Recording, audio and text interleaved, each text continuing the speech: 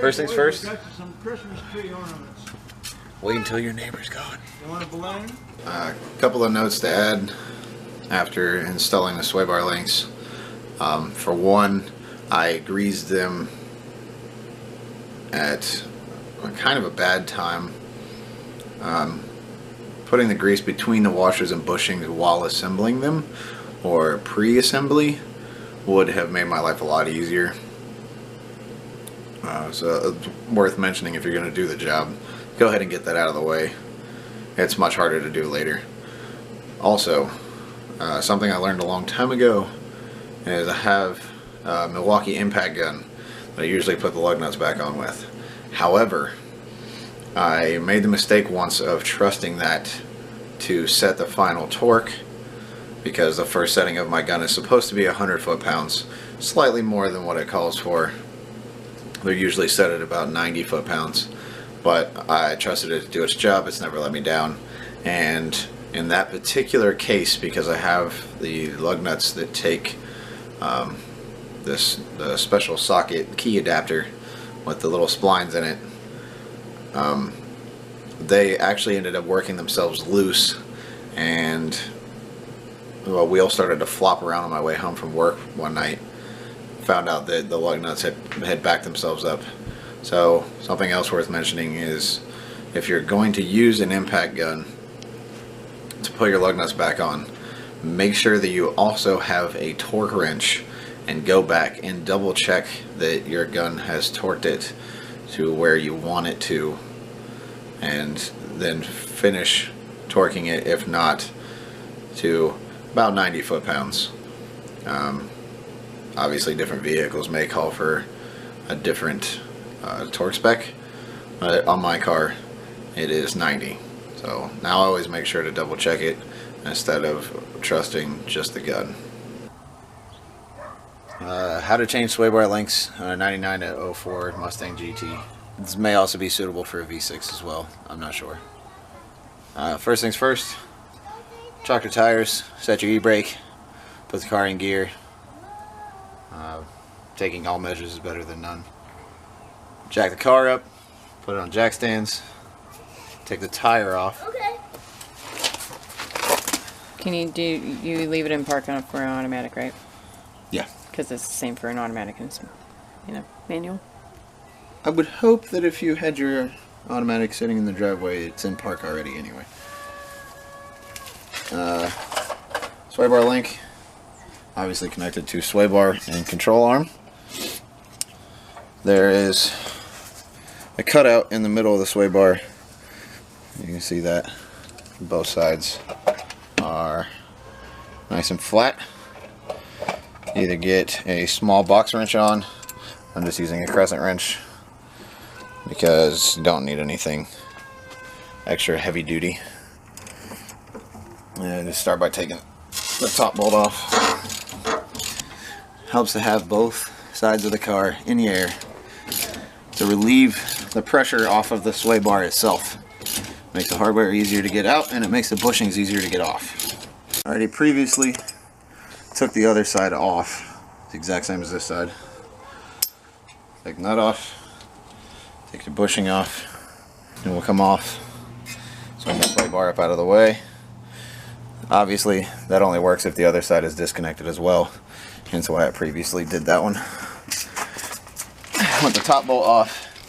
Now there's one more underneath the control arm on the bottom of the sway bar link. Same bolt as the top. And same procedure. Get your wrench on it. Press the wrench in the middle. And or box end wrench, locking pliers, vice grips, whatever you want to use. Something just to hold it still.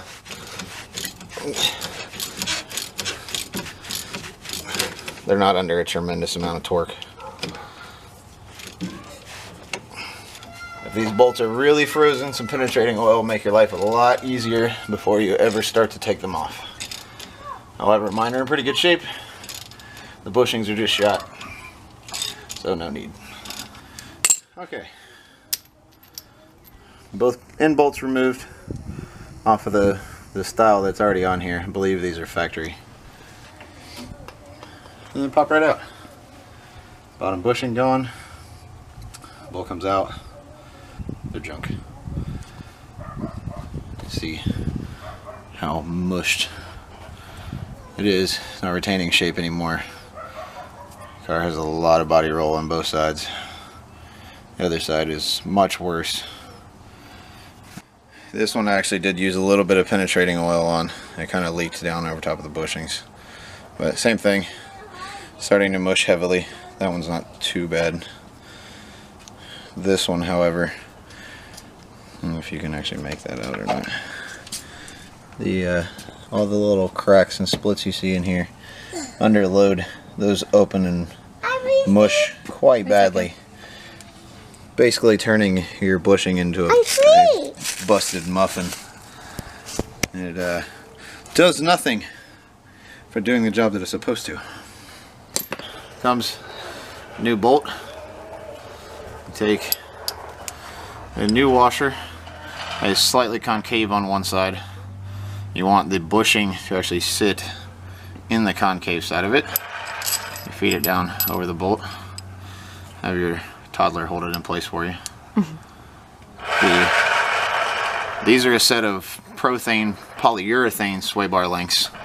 They're a little tougher than your standard rubber. Also stiffer. Should actually help to lessen the body roll even more than brand new rubber ones. So your little lip that sticks out here will actually go through the control arm. So you want the flat side down over to seat in the concave part of the washer. Take this. There you go, through the bottom, up through the control arm.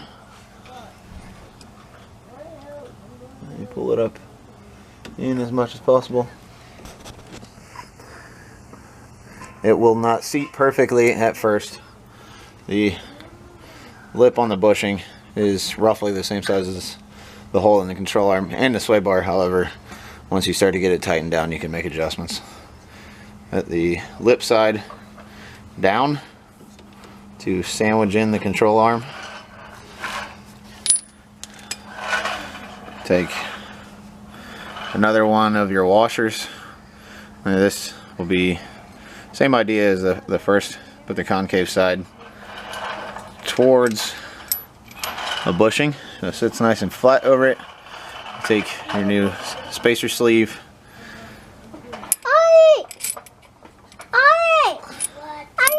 Over top. Okay, with your spacer on, take another one of your washers. Put the concave side facing up, away from the spacer. Like so. Another bushing. Same as the very bottom bushing. The little lip part facing upward. So it will actually squeeze through the hole of your sway bar. Push your sway bar down between. Takes a little to try to hold all of this together. I don't know that it actually makes much difference. You probably could also do this in a reverse order and put the bolt on the top. However, I don't like dealing with rusty threads much, so I try to keep it up away from everything as much as possible.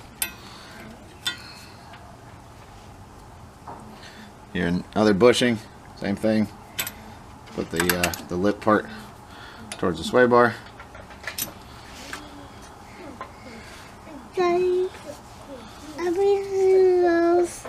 Another washer, concave side towards the bushing. Wait a second, buddy. And then finally, your lock nut.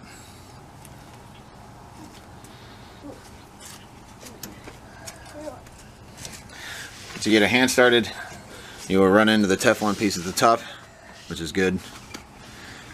Now, the new ones do not have the flat sides that the old ones have, because these you do not assemble. These come with the sleeve in the center and the 2 washers already assembled, and you just simply put the bushings and 2 nuts on either end. And just tighten her down. Will not fully tighten these until I get the other one on the other side. Kind of help to align everything, and then your control arm will actually need to be raised slightly to flatten out the sway bar between the 2 bushings before final tightening.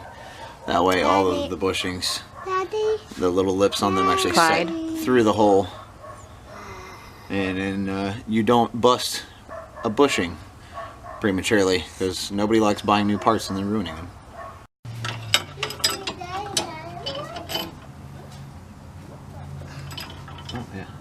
Ruh-roh. Quick lesson. Once you get a sway bar link on one side, your sway bar will no longer swing out of your way. So just keep that in mind. Same thing as the other side. Washer on the bottom, concave side up. Flat side of the bushing on top of the washer. Top bushing for the control arm. The little lip. Another washer, concave side down. Our sleeve spacer. Another washer. Bushing. Left side down, the little lip up towards the sway bar itself. Top bushing. Lip down. Top washer. Concave side down.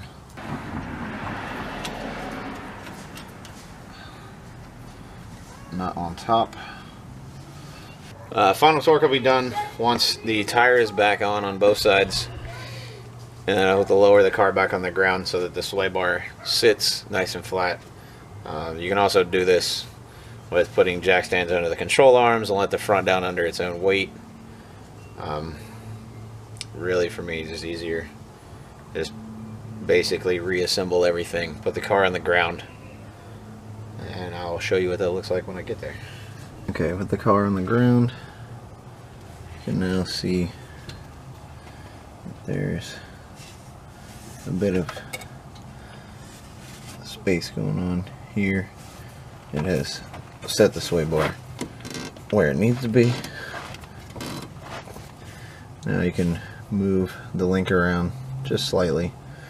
The bottom part of the link should be squared up already, and you can do the final torque, which the Haynes manual indicates that it is 132 to 192 inch-pounds. Something to make mention of is polyurethane has the tendency to squeak if not greased at all, or so I'm told.